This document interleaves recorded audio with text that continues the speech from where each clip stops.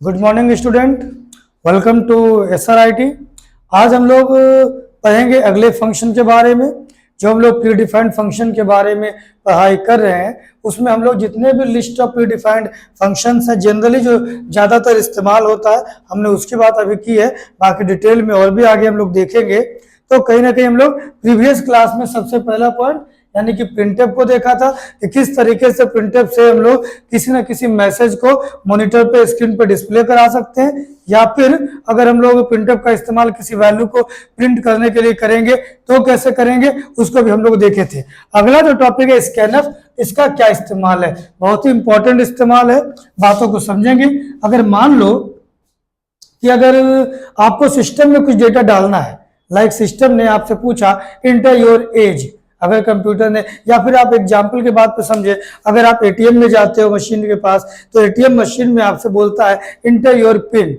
अब आप पिन डालते हो तो जैसे ही वो बोलता है इंटर योर पिन, वो एक मैसेज हो गया इंटर योर पिन। इसका मतलब कि ये कैसे आएगा, ये प्रिंटफ के जरिए आएगा इंटर योर पिन। अब आप कोई ना कोई पिन एंट्री करोगे, जैसे ही आप कोई पिन डालते हो तो वो पिन इंटरनली सिस्टम में जाकर स्टोर होता है, फिर वहां जाकर वो कंपेयर करता है कि वो आपका दिया गया डेटा सही है या अथवा नहीं है। अगर वो सही होगा तो आपका जो अकाउंट होगा वो ऑन हो जाएगा, फिर जो भी आपको ट्रांजेक्शन करने हैं वो आप कर सकते हैं। तो मीनिंग ये है कि जब भी आपसे पूछा जाता है inter your age, inter your name, inter your pin code, inter your password, anything, तो जब आप एंट्री करते हैं तो वो डेटा कंप्यूटर में कैसे जाता है, ये सी प्रोग्राम में कैसे होगा, उसके लिए अगला फंक्शन है स्कैनफ। स्कैनफ का काम क्या होता है, टू रीड यूजर इनपुट्स।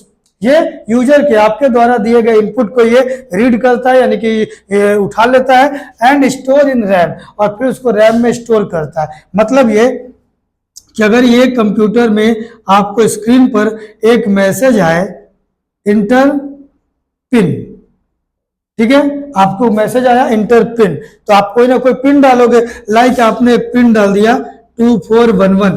तो जैसे ही 2411 आपने डाला तो ये जो डेटा है, ये जो आपने डाला, ये डेटा इंटरनली कोई ना कोई डेटाबेस में स्टोर हो जाएगा, यानी कि कहीं ना कहीं मेमोरी में स्टोर होगा। तो आपके द्वारा डाला गया डेटा स्टोर होता है मेमोरी में। वो कैसे होता है, ये काम है स्कैनफ का। स्कैनफ का काम क्या है, to read user inputs and store in RAM at specified variable. मतलब कि अगर मान लीजिए कि आप जो वेरिएबल बना रहे थे, तो हमने बताया था कि वेरिएबल जब बनाते हैं तो रैम में कोई ना कोई एक ब्लॉक रिजर्व होता है ना। जब हम वेरिएबल हम लिखते हैं इंट एक्स, इसका मतलब कि एक ब्लॉक आपको मिलता है। सपोज दैट आपको ये ब्लॉक मिल गया जिसका नाम x हो गया, तो ये ब्लॉक आपका हो गया जिसका टाइप इंटीजर हो गया।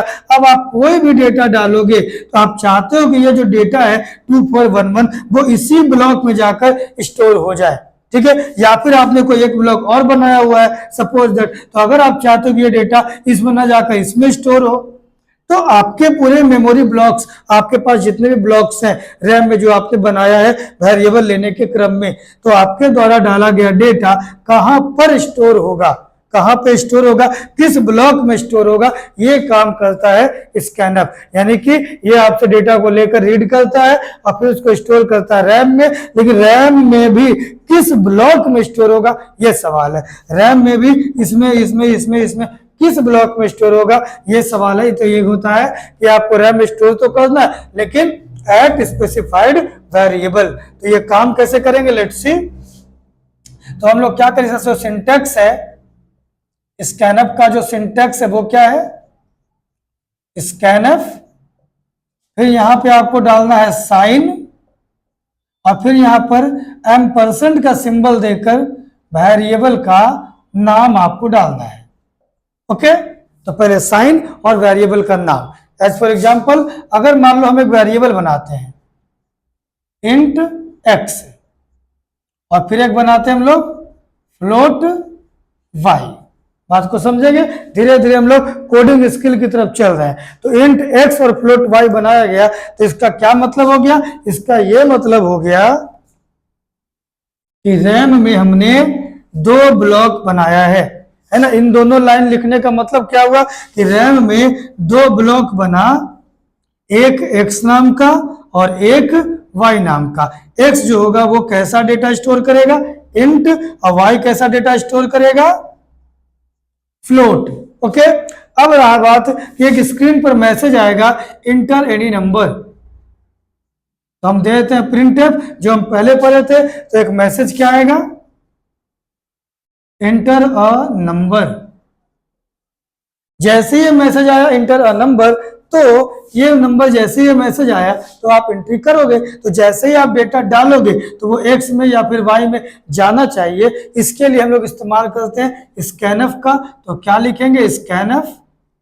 और मान लीजिए कि आपका इच्छा अभी है कि हम जो भी डेटा डालें वो कहाँ जाए, एक्स में।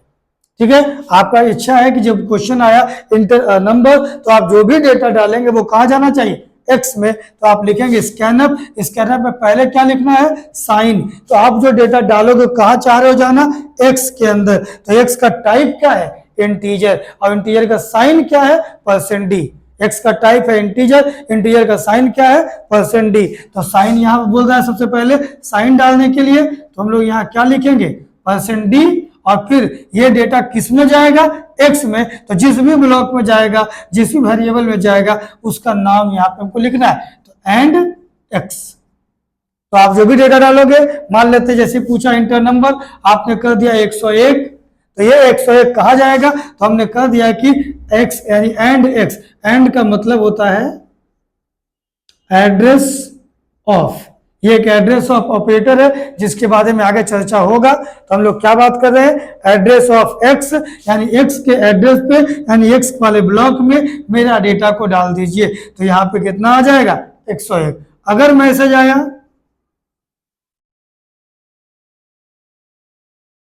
इंटर अनदर नंबर,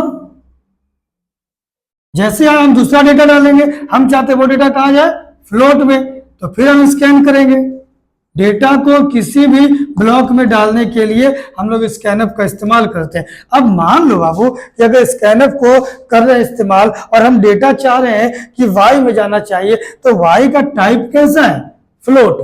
वाई का टाइप क्या है, फ्लोट। और फ्लोट का साइन, क्योंकि स्कैनर में सबसे पहले कहता है कि आप जिस ब्लॉक में डाल रहे हो उसका साइन का चर्चा करो। ठीक है, तो हम जब साइन की बात करेंगे स्कैनर में, पहले वेरिएबल का नाम बाद में, पहले साइन की बात कीजिए। तो अगर बोलो इंटर नंबर, अगर हम लोग फ्लोट में डालना चाह रहे हैं, तो ये तो फ्लोट है, वाई में डालना चाह रहे हैं, ये फ्लोट है, तो फ्लोट का सिंबल क्या होता है, %f। तो यहाँ पे क्या लिखेंगे हम लोग, %f। और ये डेटा कहाँ जाना चाहिए, y में, तो हम यहाँ क्या लिख देंगे, एंड y। तो इससे क्या होगा, जब पूछा गया इंटर नंबर, हमने कहा दिया x, तो आपका दिया गया डेटा 101 कहाँ गया, x में। अगर बोला इंटर अनदर नंबर, हमने डेटा का दिया 2.5 और हमने कह दिया कहाँ डालो, y में डालो, तो ये 2.5 कहाँ जाएगा, वाई में जाएगा। तो इस तरीके से स्कैनअप का इस्तेमाल होता है। और आप धीरे धीरे कोडिंग वाले स्किल में चल रहे हैं, अभी बस हम लिखते चल रहे हैं। इसका सभी चीज को कर लेने के बाद अंत में हम लोग क्या करेंगे, एक कंप्लीट कोड को देखेंगे। तब जाकर जब कंप्लीट कोड आप देखेंगे तो आपको समझ में आएगा कि कब वेरिएबल लेना है, इस तरीके से वेरिएबल कहाँ पे लेना है, फिर प्रिंटअप कब करना है, स्कैनअप कब करना, और फाइनली आउटपुट कैसे आएगा, इन सब चीजों को भी देखेंगे। तो अभी हम लोग स्कैनअप को देखें, इसमें कोई दिक्कत हो तो आप कमेंट करके बता सकते हैं। आज के लिए इतना ही, थैंक यू।